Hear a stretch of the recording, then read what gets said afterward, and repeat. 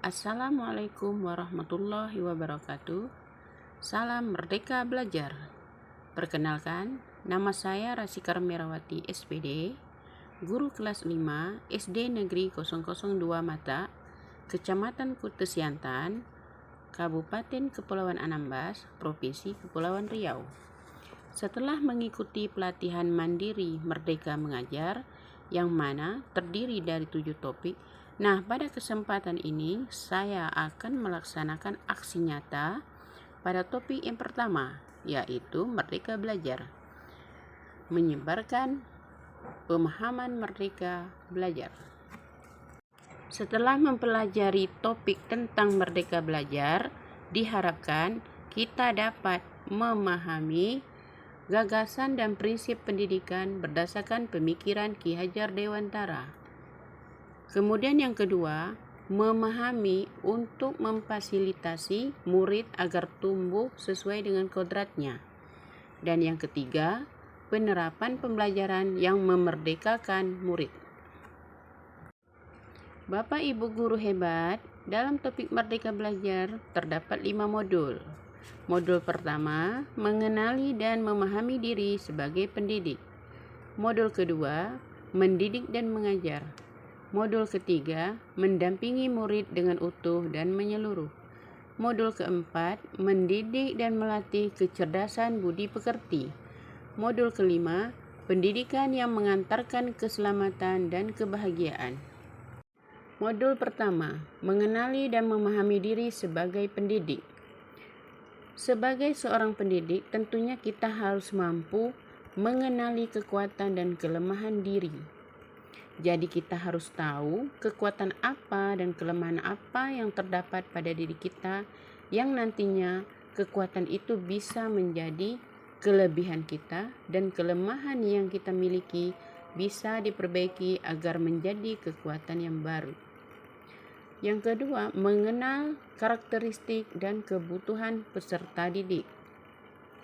Ini sangat penting sekali, kita harus bisa mengetahui dan mengenal karakteristik dan kebutuhan peserta didik agar kita dapat menyesuaikan metode apa cara mengajar kepada peserta didik kita. Yang ketiga, pendidikan berperan penting pada perkembangan peserta didik sesuai dengan perkembangan zaman. Kita sebagai seorang pendidik wajib hukumnya untuk menyesuaikan cara mengajar kita dengan perkembangan zaman. Karena apa? Kalau kita tidak mau mengikuti perkembangan zaman, maka kita akan menjadi seorang pendidik yang ketinggalan zaman dan tidak bisa menyesuaikan diri dengan peserta didik kita. Yang keempat, mendidik anak sama dengan mendidik rakyat. Yang kelima, guru harus adaptif terhadap perubahan. Jadi setiap waktu selalu ada perubahan yang terjadi, baik dari karakter peserta didik, metode mengajar, dan kurikulum yang mengalami perubahan. Kita yang harus beradaptasi dengan perubahan tersebut. Modul 2, mendidik dan mengajar. Kita menganggap mendidik dan mengajar adalah 2 hal yang sama. Padahal mendidik dan mengajar adalah 2 hal yang sangat berbeda. Kebanyakan dari kita, seorang guru, hanya mengajar saja, hanya menyampaikan ilmu pengetahuan. Kadang kita melupakan yang namanya mendidik. Yang pertama, pengajaran merupakan bagian dari pendidikan.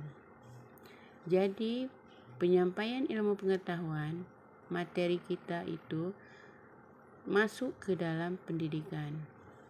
Yang kedua, pengajaran merupakan cara menyampaikan ilmu atau manfaat bagi hidup peserta didik secara lahir dan batin. Dalam pengajaran kita, menyampaikan ilmu kita dan dikaitkan dengan kehidupan sehari-hari sehingga ketika siswa menghadapi masalah kehidupannya, mereka dapat menyelesaikannya dengan mudah. Yang ketiga, mendidik adalah menuntun segala kodrat yang ada pada peserta didik sehingga dapat mencapai keselamatan, dan kebahagiaan setinggi-tingginya. Yang keempat, pendidikan tidak sekedar memberikan pengetahuan, namun mendidik keterampilan berpikir dan mengembangkan kecerdasan peserta didik. Selanjutnya, sistem Among. Ing ngarso sung talada, ing madya mangun karsa, tuturi handaraini. Yang terakhir, manusia merdeka. Manusia yang dapat menguasai dan memerintah dirinya. Seorang pelajar dikatakan merdeka ketika dia dapat menguasai dirinya dan memerintah dirinya. Modul 3. Mendampingi murid dengan utuh dan menyeluruh. Yang pertama, pendidikan bergerak secara dinamis, menyesuaikan keadaan dengan cepat. Dunia pendidikan itu selalu berubah setiap waktunya. Kita sebagai pendidik harus mampu menyesuaikan perubahan tersebut agar kita bisa menyesuaikan diri saat kita mendampingi dan mengajar peserta didik kita di dalam kelas. Yang kedua, setiap peserta didik terlahir dengan kodrat alamnya masing-masing. Nah, setiap peserta didik memiliki sifat dan karakternya masing-masing, tidak ada yang sama. Yang ketiga, perubahan tidak bisa dihindari sehingga cara mendidik dan mengajar perlu disesuaikan dengan perkembangan zaman. Kita tidak bisa menghindari perkembangan zaman. Salah satunya adalah perkembangan teknologi. Maraknya HP yang semakin canggih kadang mengurangi peran guru dalam menyampaikan ilmu pada peserta didik. Nah, kita harus bisa menguasai teknologi untuk kita aplikasikan dalam pembelajaran kita di kelas. Yang keempat, guru dapat merancang pembelajaran yang berkelanjutan, terbuka, berdasarkan kebudayaan bangsa ini sesuai azas Trikon yang dikemukakan Ki Hajar Dewantara yang terdiri dari 3 kon: kontinu, konvergen, konsentris. Modul 4, mendidik dan melatih kecerdasan budi pekerti. Kita tidak hanya sebagai guru menyampaikan ilmu pengetahuan yang berkaitan dengan mata pelajaran yang kita ampu, tetapi kita diminta untuk mendidik dan melatih kecerdasan budi pekerti atau membentuk karakter siswa. Budi pekerti merupakan hasil bersatunya gerak pikiran, perasaan, dan kehendak, sehingga menimbulkan suatu tenaga.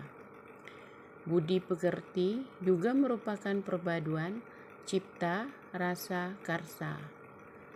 Budi pekerti peserta didik tidak hanya dibentuk di lingkungan sekolah saja, tapi juga terbentuk dari lingkungan keluarga dan masyarakat. Kodrat anak diibaratkan kertas yang sudah terisi penuh, yang berisi berbagai macam coretan dan tulisan, sehingga tugas pendidik adalah menebalkan dan memperjelas arti dari coretan dan tulisan. Modul 5, pendidikan yang mengantarkan keselamatan dan kebahagiaan. Tujuan akhir suatu pendidikan adalah memberikan rasa aman dan kebahagiaan pada peserta didik. Sebagai seorang guru, tidak hanya mengajarkan ilmu pengetahuan saja, tetapi guru harus mampu membimbing dan memantau peserta didik untuk mencapai pemahaman yang bermakna. Jadi, kita sebagai guru jangan hanya sekedar menilai murid dengan menggunakan angka, tetapi kita harus melihat prosesnya. Belum tentu siswa yang nilainya rendah dia tidak paham. Banyak faktor yang mempengaruhi proses tersebut. Mulailah dari sekarang kita menilai proses dari seorang peserta didik. Yang kedua, perspektif guru tidak selalu sama dengan perspektif peserta didik. Ketiga, fungsi pendidikan adalah mengantarkan peserta didik agar siap hidup dan mampu mengisi zamannya. Nah, pendidikan yang secara utuh dan menyeluruh itu sebenarnya tujuan akhirnya adalah menyiapkan peserta didik agar siap saat terjun ke dunia nyata. Sekolah menjadi tempat di mana kita membentuk karakter mereka, memberikan ilmu agar nantinya mereka bisa menyelesaikan masalah dalam kehidupan sehari-hari.